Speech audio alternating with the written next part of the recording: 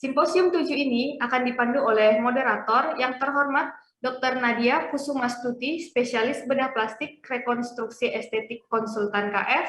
Sebelumnya, berikut CV singkat dari moderator terlebih dahulu. Dr. Nadia Kusumastuti, spesialis bedah plastik rekonstruksi estetik konsultan KF, lahir pada tanggal 13 April 1983. Beliau menyelesaikan pendidikan dokter umum dari Fakultas Kedokteran Universitas Indonesia pada tahun 2007, kemudian melanjutkan pendidikan spesialis bedah plastik rekonstruksi dan estetik dari Fakultas Kedokteran Universitas Indonesia tahun 2013. Saat ini beliau bekerja di Rumah Sakit Pusat Otak Nasional Profesor Dr. Mahar Marjono Jakarta, di Rumah Sakit Hermina Grand Wisata Bekasi, juga di Rumah Sakit Hermina Jatinegara Jakarta. Baiklah, untuk mempersingkat waktu, silahkan kepada Dr. Nadia Kusumastuti, simposium 7-nya saya serahkan kepada moderator kita, Dr. Nadia. Baik, terima kasih Dr. Sari.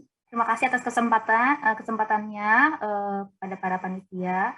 Dan juga pertama-tama izinkan kami mengucapkan terima kasih banyak kepada Ikatan Dokter Indonesia yang telah memberi kami platform untuk kami sebagai cabang spesialisasi bedah plastik rekonstruksi estetik, sharing ilmu mengenai profesi kami dan juga mengenai majoring-majoring yang ada di spesialisasi kami ini. Nah, untuk siang ini seperti tadi sudah MC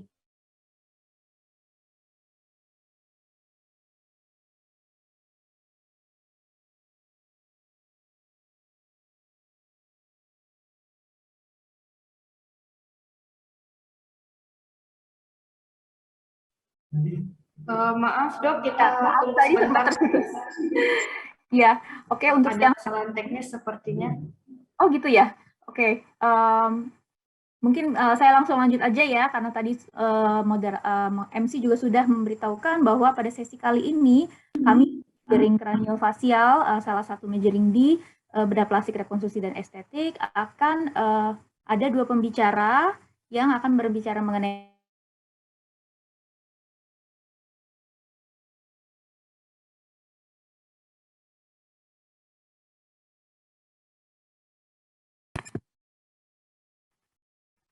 maaf putus-putus ya. Ya. Yang pertama adalah tentang mikrotia. Halo, dengan Dr. Indri. Halo, Dr. Nadia. Ya, halo. Ya, maaf ini sebentar ya. Ini internet connection mungkin agak kurang stabil. Mohon izin dimatikan dulu sebentar videonya. Oke. Sedikit CV singkat dari Dr. Indri Laksmi Putri, spesialis bedah plastik rekonstruksi estetik konsultan kraniofacial.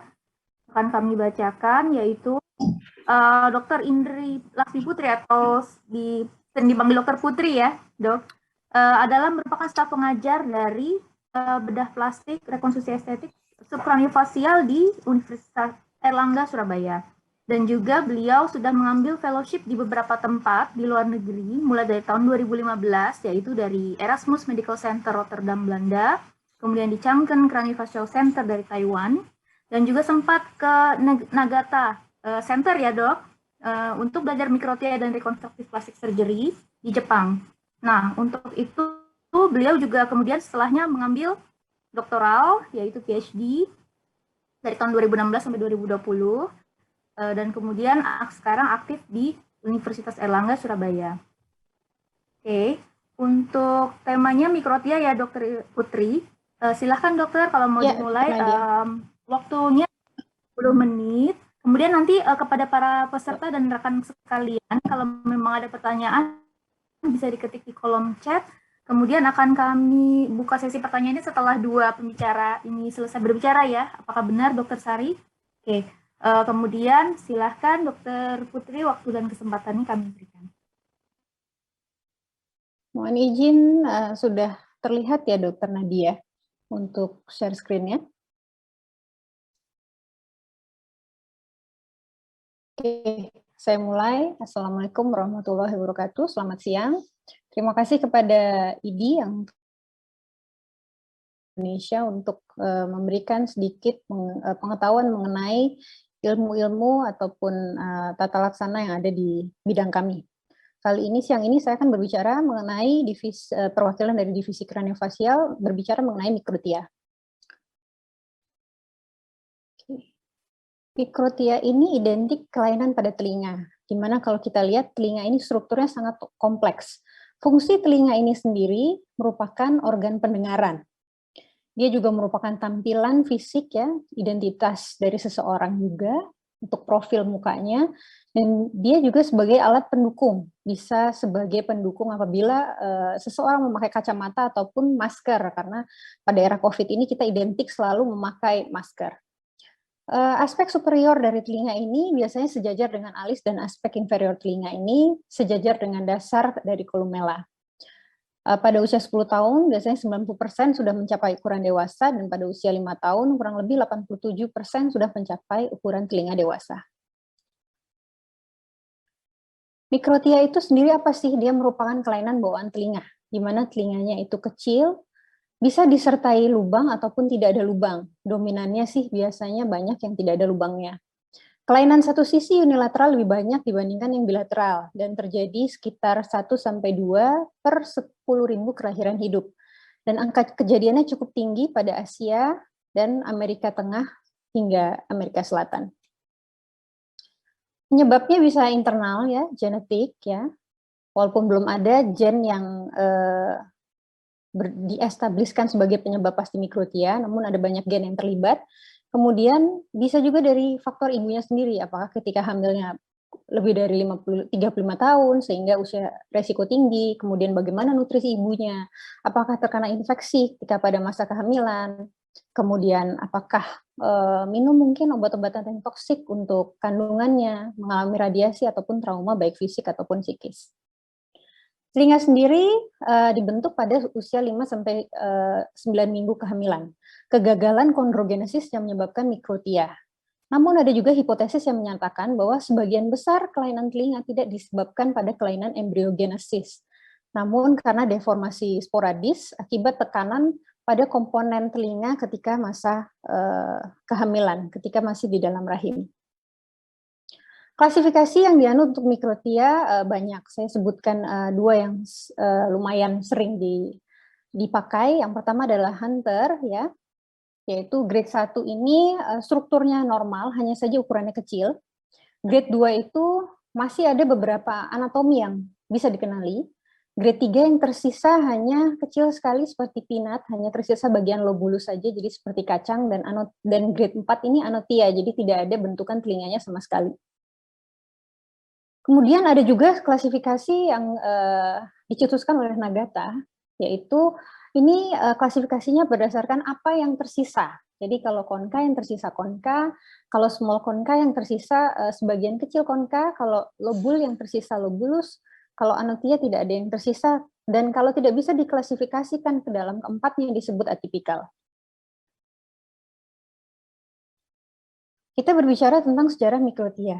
Jadi untuk mikrotia itu sendiri, rekonstruksi telinga pertama itu dilakukan oleh Susruta Samhita yang kita kenal sebagai bapak dari bedah plastik. Dia melakukan rekonstruksi earlobe dengan cheek flap. Ini berada pada tahun sebelum Masehi ya.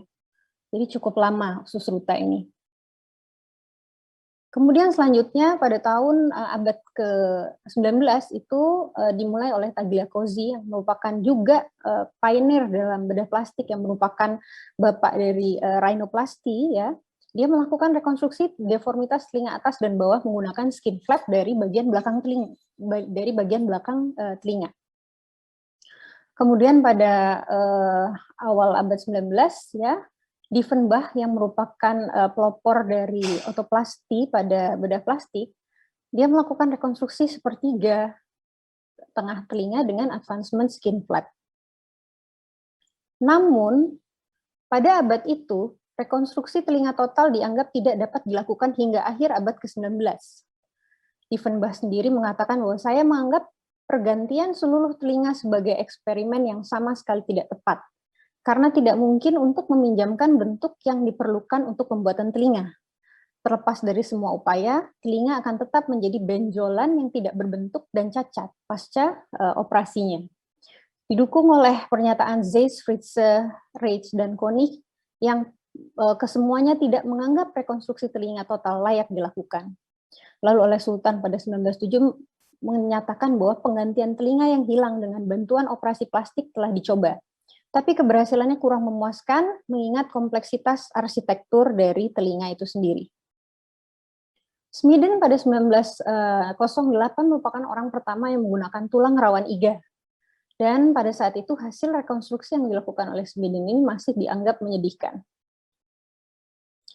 Kemudian Lexer pada 1921 mengatakan bahwa penggantian telinga juga telah dicoba untuk tidak lebih dari pengganti yang cukup kasar strukturnya dari konstruksi yang telah dibuat. Kemudian Beck mengatakan bahwa rekonstruksi untuk defek lebih dari 2/3 telinga itu sangat sulit. Dan Davis pada 1929 menyatakan walau banyak upaya penggantian telinga total dilakukan, hasil akhirnya tidak menyerupai telinga sama sekali. Pada era Gillis di tahun 1920 yang merupakan bapak dari modern plastic surgery, rekonstruksi mikrotia mulai signifikan dilakukan. Berasal dari tulang rawan iga yang berasal dari ibu pasien yang dipahat dan ditaruh di bawah kulit mastoid pasien. Separasinya dilakukan dengan skin flap dari leher. Namun follow-up-nya pada lebih dari 30 kasus telinga mikrotia terjadi resopsi yang progresif yang mungkin dikarenakan donornya berasal dari ibu pasien. Young dan Peer pada tahun 1948 melakukan autogenous ribs cartilage yang dicacah dan ditempatkan pada centakan berbentuk telinga vitalium di bawah kulit perut dan dipanen 5 bulan kemudian. Namun terjadi perubahan framework yang dan juga kontraksi serta layu. Stevenson juga tahun 52 melakukan rekonstruksi dengan tulang lawan iga yang diawetkan. Namun follow-up-nya 3 tahun juga terjadi resopsi yang progresif. Terobosan besar adalah pada era Tanzer tahun 1959. Dia melakukan operasi pada 43 pasien mikrotia dengan menggunakan tulang rawan iga dari pasien itu sendiri yang dipahat. Tanzer melakukannya dengan menggunakan 6 stage, menggunakan 3 tulang iga, namun kelemahannya proyeksinya tidak terproyeksi dengan baik, hanya melekat saja. Dan karena tidak menggunakan flap, jadi sering terjadi resopsi pada tulang rawan telinga pasca operasi. Brent, Firmin, dan Agatha menyempurnakan teknik Tanzer ini. Ketiganya dikenal sebagai pelopor dari rekonstruksi telinga yang cukup sukses dengan penggunaan tulang rawan iga dari pasien itu sendiri. Untuk Brent teknik, dia menggunakan 4 stage, dengan total tulang yang diperlukan adalah 3, namun sama dengan Tanzer memang tidak diproyeksikan. Proyeksinya masih kurang dan resopsi juga terjadi karena tidak cukup blood supply-nya. Kemudian dengan Agatha teknik yang cukup sangat terkenal sekali ya dan banyak diadaptasi oleh beberapa ahli bedah plastik hingga saat ini terdiri dari 2 tahap rekonstruksi, namun membutuhkan 4 cartilage costa, yang lainnya 3, dia butuh 4. Dan resopsi pada umumnya tidak terjadi karena menggunakan tambahan flap agar blood supply ke tulang rawan yang dicangkok cukup. Firmin teknik juga hampir mirip dengan Nagata. Perubahannya, perbedaannya hanya pada insisinya aja dan mungkin cara pemahatan tulang rawan iganya. Namun itu semua masih dirasa belum cukup karena pengambilan tulang rawan iga ini terkadang menyebabkan ketakutan pada keluarga pasien. Sehingga untuk menghindari operasi pengambilan tulang rawan, Cronin pada tahun 66 menciptakan implan telinga silikon, namun insiden eksklusinya sangat besar. Kemudian Rainis pada tahun 1990-an yang merupakan pelopor implan telinga Medpor, dia melakukan implan telinga Medpor ini dengan kombinasi dengan fascia serta skin graft. Di tangan yang berpengalaman, teknik ini memberikan hasil yang baik. Namun harus selalu diingat bahwa telinga direkonstruksi dengan bahan yang anorganik sehingga ada potensi rejeksi ataupun ekstrusi. Apabila kita berkaitan dengan kegagalan modalitas, tidak ada modalitas lagi, maka mungkin pilihannya adalah menggunakan prostetik. Namun akan ada banyak ketidakuntungan juga ya, kerugian, karena biasanya disertai dengan keluhan radang yang kronis yang terus-menerus akibat ditempelkannya telinga prostetik tersebut. Bagaimana ke depannya? Harapannya adalah problem bahwa tidak menggunakan IGA ataupun problem menggunakan implan yang mungkin direjeksi bisa mendapatkan solusi dengan penggunaan bioengineering. Jadi ini adalah penggabungan antara scaffold sintetis ya, buatan telinga sintetis dengan sel, sehingga harapannya ke depannya tidak perlu mengambil IGA lagi, namun bahan yang ditanamkan tidak direjeksi ataupun ekstrusi. Kami sendiri di Surabaya memiliki Erlangga Microtia dan Craniofacial Center, bersifat multidisiplin dengan anggota intinya memang bedah plastik, THT, dan psikiatri, di mana bedah plastik untuk operasinya, THT untuk fungsi pendengaran dan tata laksana operasi di bagian telinga tengahnya, juga untuk psikiatri untuk evaluasi psikisnya, dan disertai beberapa spesialis lain bila diperlukan, karena seringkali kelainan mikrotia ini terkait juga dengan suatu sindrom. Protokol kami adalah dimulai dari lahir ya, ada konseling, kemudian pemeriksaan telinga oleh THT, 3 bulan dilakukan pemeriksaan pendengaran juga oleh THT, bila perlu CT scan dan pemberian alat bantu dengar. Kemudian usia 2 tahun ada speech therapy, 4 tahun ada speech evaluasi, tentunya disertai dengan evaluasi psikiatri, 5 tahun dilakukan evaluasi dengar dengan audiometri, dan apabila lingkar dada setinggi prosesus sifoideus sudah 60 cm, maka dapat dilakukan persiapan untuk operasi.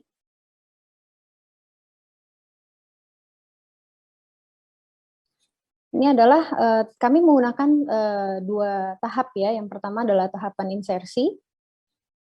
Jadi penanaman tulang iganya ke bawah kulit ya untuk membentuk telinga. Pasca operasi menggunakan gips ya, sehingga pasien masih dapat melakukan aktivitasnya sehari-hari. Kemudian bagaimana dengan usia muda? Memang usia muda kesulitannya memang terkadang tulang rawannya terbatas, tapi keuntungannya adalah cartilage-nya gampang sekali dibentuk mold, jadi tidak gampang patah. Ini biasanya 3 bulan pasca operasi, dan dilanjutkan oleh tahap kedua yaitu elevasi menggunakan flap. Prinsip yang digunakan adalah jangan pernah melakukan tahap kedua, bergerak ke tahap kedua ataupun melakukan elevasi apabila hasilnya masih tidak memuaskan pada tahap pertama, artinya telinganya belum terbentuk dengan maksimal, maka jangan lanjut ke tahap kedua. Elevasi dilakukan menggunakan flap temporoparietal ataupun auricularis yang ditutup dengan skin graft, sehingga telinga yang tadinya menempel bisa terlepas.